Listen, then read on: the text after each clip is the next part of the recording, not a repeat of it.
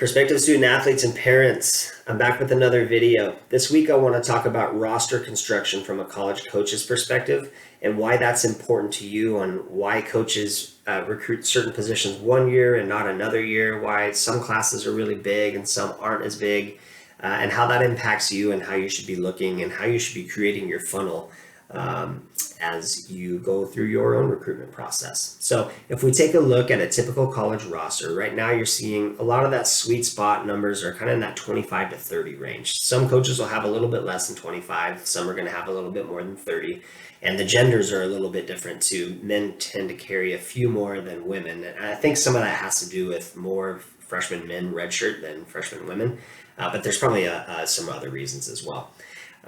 So anyway, if we take that 25 to 30 range, if we talk about that, you might be asking first, why are coaches carrying so many people on the roster? And when you take a look at a sport like soccer, you know that it's a high contact sport, and so injuries happen and they're very frequent. So if you want to be able as a coach to train 11v11 at any given time throughout the year, especially in the fall competitive season, you need to have some depth on your roster to withstand 2 or 3 injuries at a given time, which is something that is quite natural.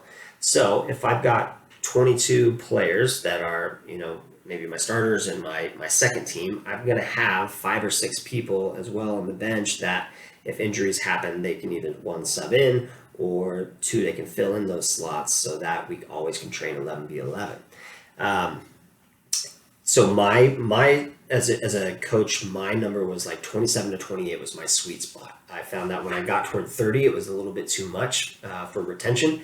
But I found when I was under 27 that with injuries, I wasn't going to be able to play 11v11 at various times in the year. And that was a major setback. Even when I would carry 27 or 28, there were often times and often years where I still wouldn't have enough, maybe halfway through the competitive fall season, to be able to practice 11v11. So that's why you see rosters a little bit higher.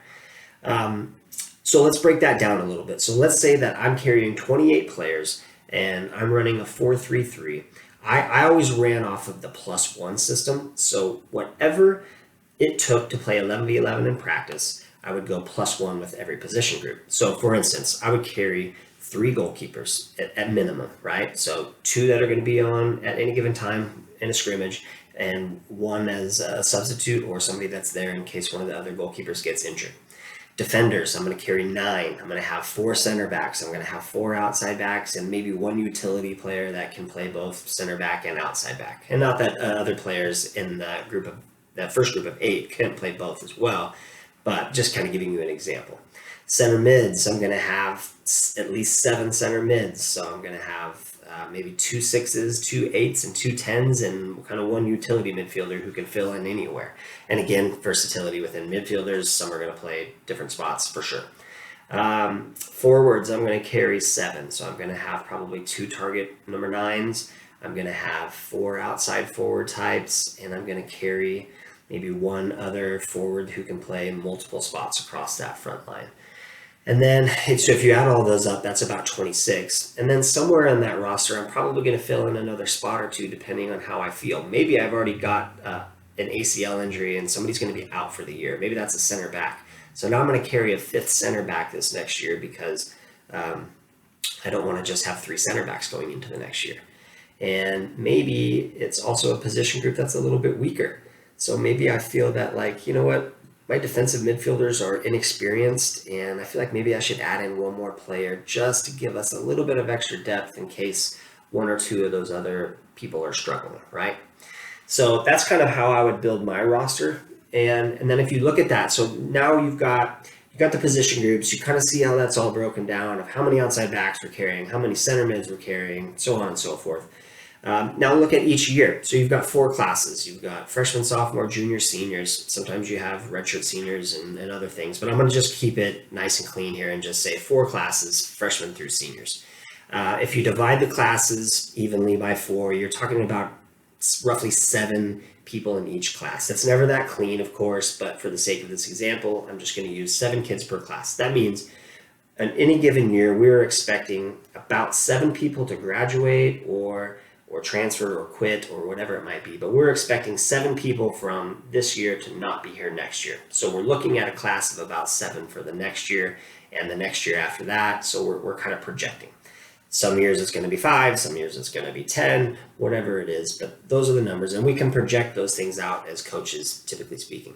So maybe I'm going to lose 1 goalkeeper, 1 left back, 1 center back, 1 defensive mid, 1 attacking mid, 1 target forward, and 1 outside forward. So there's 7 people, kind of 1 in each position group. Again, never usually like that, but for this example, that's going to be 1 team. Another team isn't going to lose a goalkeeper. They're going to lose 2 center backs, 1 outside back, 3 center mids, and 1 outside forward, but no target forwards. So they're looking for something entirely different. So how does that affect you? So now let's say you are in your college search process and you have decided that you want to go to school on the West Coast, and you are looking at NAIA schools in California because you want the sunshine and you want to be on the West Coast and you want a small private institution where you can get athletic scholarship money. And so that's kind of your focus. You're looking at NAIA schools, West Coast, California. Well, there's 23 NAIA schools in California, if I did my math right. And so you start there. There's your funnel, right? And so now with those schools, you have to go through and you start to look at these rosters and how many are they graduating? How many people do they have at your position that are also graduating and leaving? So how many openings that there might be? One, you have to assume that you would like even all 23 of those schools, which you probably won't. You have to assume that you would be able to play at all 23 of those schools, which you might not. So now your funnel is getting smaller and smaller depending on what your interests are. So you have to be able to play there. You have to have the ability to play there, and then also you have to be able to do all the admissions related things too, right? You have to get accepted and whatnot. So there's a lot of things that will help whittle your funnel down. That some are within your control and some are not within your control. So in this instance, with this particular person, what I would talk to them about is how can we increase your funnel a little bit? Can we expand? And maybe it's looking at another area, not just California. Maybe it's saying that, you know what, hey, there are some really good Division III academic scholarship packages. Let's look at some of the Division IIIs that are in California. Let's look at some of the smaller Division IIs that offer the class sizes that you're looking for and the academics that you're looking for. So, one of the ways we might do that is opening up the geographic area, opening up to different divisions as well. But there are always going to be exceptions too. So we want to avoid having to scramble later. And some of those exceptions from a coach's perspective are this. If you are a very good player and maybe you're just late in the process. So let's say I had my 28 and I've filled my 28 on my roster, but a left back comes to me and says, I really want to come to your school, coach. And I realize that she's going to be the starting left back if I brought her in next year. I'm probably going to find room for a 29th player in that instance. Or maybe that person's a really significant sub and a really good developmental player for the future. I'm probably going to find a way to get that person on my team as well. So there are always going to be some exceptions. Late transfers, people that decide not to come back for whatever reason, even if they're not transferring out, but just deciding to focus on school. So there's always going to be exceptions.